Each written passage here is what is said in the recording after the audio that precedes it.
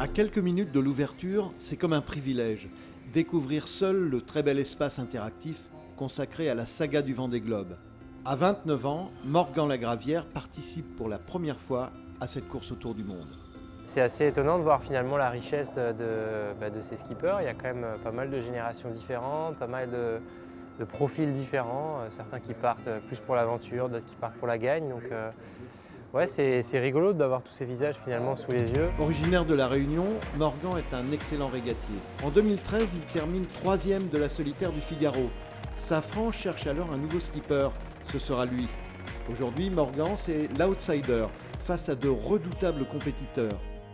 J'appréhende forcément un petit peu, et heureusement, parce que si je ne me posais pas de questions, ce serait presque inquiétant. Forcément, ce n'est pas une formalité que de partir 80 jours en mer avec un bateau comme ça. Et après, il y a aussi beaucoup d'envie, aussi beaucoup d'excitation pour pouvoir découvrir tous ces endroits, découvrir cette course et être capable de quantifier un petit peu notre capacité à performer dans une épreuve pareille. Son bateau, lancé en mars 2015, est le premier d'une nouvelle génération à utiliser les fameux foils. Le premier aussi à avoir des problèmes de structure. Alors Morgan et son équipe vont énormément naviguer pour identifier tous les points faibles, 20 mois de préparation et de réglage.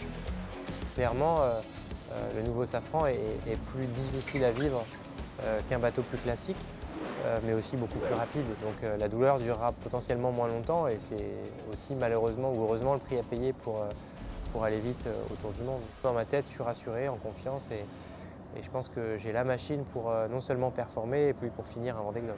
Méthodique, déterminé, même s'il n'a jamais navigué en solitaire plus de 15 jours d'affilée, Morgan dispose d'un des meilleurs bateaux de la flotte. Un profil qui n'est pas sans rappeler celui de François Gabard. La réussite passera par la prise de plaisir avant tout. Essayer de faire les choses au maximum sans avoir de regrets.